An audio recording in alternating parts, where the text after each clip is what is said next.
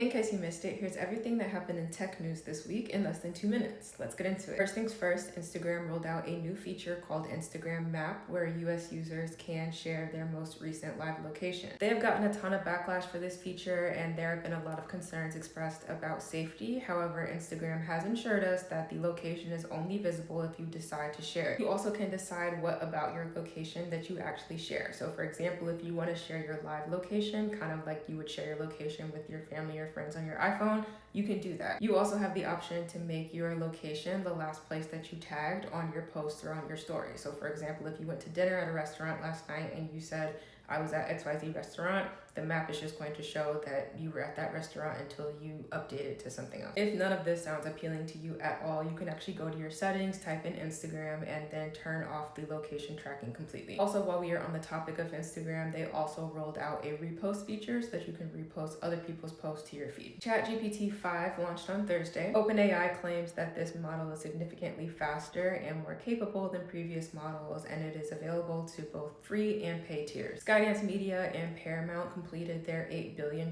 merger. The company is now called Paramount, a Skydance corporation. Apple is suing a chain of movie theaters called Apple Cinemas. Apple is suing Apple Cinemas for using the name Apple because they believe that they are trying to trick consumers into believing that the two companies are affiliated. They also claim that Apple Cinemas has begun intentionally opening these movie theaters next to Apple stores. Roku has launched a new subscription service called Howdy, and it is $3 a month. You can find library films and series from suppliers like Warner Brothers and Lionsgate, and Roku says that they plan to keep the price at $3 for the cost-conscious customer. Spotify is raising their prices outside of the US. And last but not least, Uber Eats has announced that they will now allow the restaurant to chat directly with the customer via the app. As you can imagine, this is to avoid issues with orders, things like clarifying special requests, being sure that the customer is aware of certain allergens that might be present, and things of that nature. Only thing I have to say about that is about time. So that was your tech news this week. Make sure you come back next week for more updates.